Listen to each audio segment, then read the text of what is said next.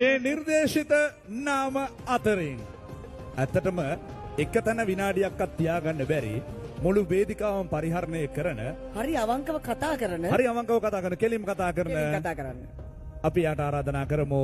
මෙයා තමයි අනේ රත්තරම් මහත්තයෝ රත්තරම් පුතේ චාමර රණවක.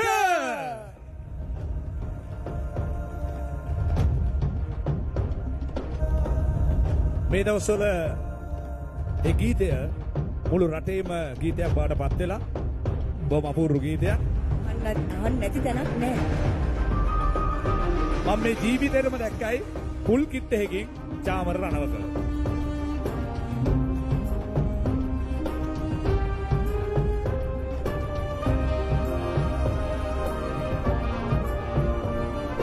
චාමර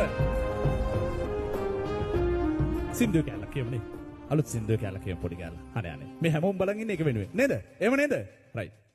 මේ දතක් ගලවලා තින්නේ යට. අම්මෝ. මේ පොඩ තපර දෙන්න.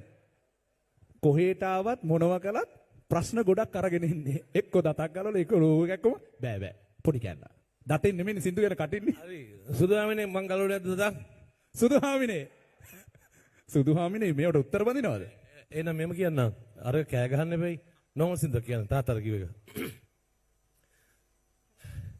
ජෙන්ඩි පහට නොවෙන්දාට ගෙදර චණ්ඩි කම් කළාට මගේ ලෝකේ රජ්ජුරුවෝ උඹයි තාත්තේ පැණි ඩිංගක් තොල්ල ගෑවට කඩමණ්ඩියේ ඇලුනාට මගේ ලෝකේ රජ්ජුරුවෝ උඹයි තාත්තේ මගේ ලෝකේ රජ්ජුරුවෝ උඹයි තාත්තේ.